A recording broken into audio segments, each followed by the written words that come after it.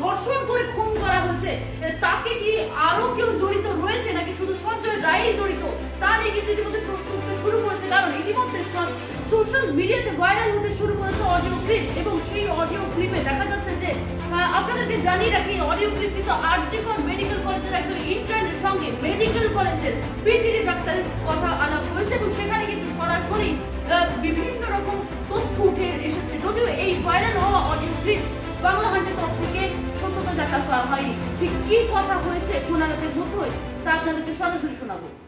কি হয়েছে বলতো একটু আরজি করে ব্যাপারটা। আরজি করে গোটা মুভমেন্টটা পুরোটাই মেকি, ঠিক আছে? ওটা প্রিন্সিপালই চালাচ্ছে, অ্যান্ড প্রিন্সিপালের যারা সাঁকড়ের তারাই চালাচ্ছে, আমাদেরকে করছে। মুভমেন্টের যে কোনো আলাদা ফেস হবে, অথরিটি যে কোনো স্টেপ নিচ্ছে না বা এরকম আজে বাজে কমেন্ট পাস করছে, এটার এগেনস্টে কিন্তু কিছু নেই, ঠিক আছে?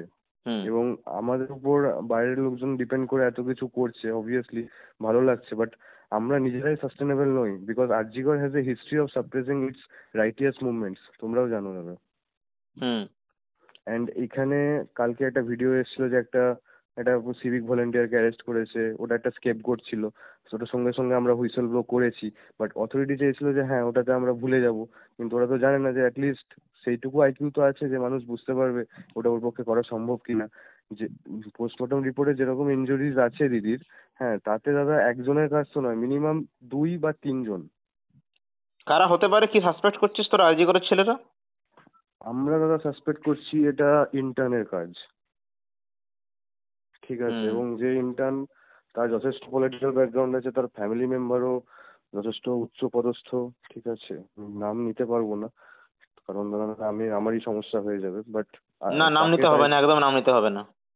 না দাদা সেটাই, এবং তাকে প্রোটেকশন দেওয়ার জন্যই মানে খারাপ লাগছে ভাবতে যে আমার ব্যাচমেটই এরকম করতে পারে, এবং কলেজ অথরিটি এতটা নির্লজ্জ যে তাকে সেফগার্ড করার জন্য এত কটা গেমস খেলা হচ্ছে। গোটা মুভমেন্টটা আমাদের কলেজ অথরিটি রান করছে, ঠিক আছে? একটা যদি খারাপ টাইমে তোমার পাশে কেউ এসে দাঁড়ায়, জাস্ট একটা মেয়ে কি করছে, ও সে যখন সরে যায় না, পুরো সবকিছু ভেঙে পড়ে যায়। সেটাই হবে, কাল বা পরশুর অপেক্ষা জাস্ট। তা আমি দাদা অ্যাজ এ ইন্টার্ন এটাই আর্জি জানাবো সবার কাছে যে আমাদের উপর ডিপেন্ড না করতে। এটা একটা একটা মহিলা, একটা মা, একটা বোনের এরকম হয়েছে, কমন মানুষের যেন আমাদের পাশে আসে, বাকি কলেজটাও যেন আমাদের পাশে থাকে। RG Kar is doomed.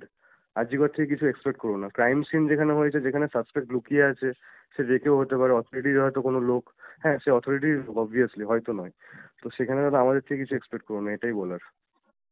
তোমাদের সাথে দাদা অনেক দিনের সম্পর্ক, এইটুকু দাদা বলছি, আমাদের উপর কোনো এক্সপেকটেশন রাখো না, তোমাদের মতো করে যাও, আমাদের কোনো কথাও শুনো না।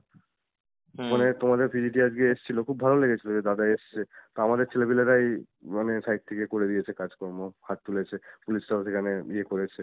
তো অবভিয়াসলি না, যেখানে জেনারেল বডি মিটিং এ কিছু সুরাহ বেরোচ্ছে না, জেনারেল বডি মিটিং ডিলে করা হচ্ছে, সেখানে প্রিন্সিপাল ইটসেলফ এসে বলছে যে কেন ঘুমাবে রাতের বেলায়, সেমিনার রুমটা কি ঘুমানোর জায়গা, যেখানে সিসিটিভি ফুটেজ লোপাট হয়ে যাচ্ছে, যেখানে পুলিশ এসে ফার্স্ট স্টেটমেন্ট দিচ্ছে না না এটা তো সুসাইড, যেখানে তোমার কাউন্সিল কমিটি যেটা হয়েছে সেখানে সাইকিয়াট্রির এইচওডি কে রাখা হয়েছে জাস্ট টু প্রুভ দ্যাট দিদি ওয়াজ এ সাইকিক পেশেন্ট। আমার নিজের পার্সোনাল কনভারসেশন হয়েছে দিদির সাথে অনেকবার, দিদি ওয়াজ অ্যাবসলিউটলি নর্মাল, ঠিক। ওকে, রেকর্ডিংটা স্টপ।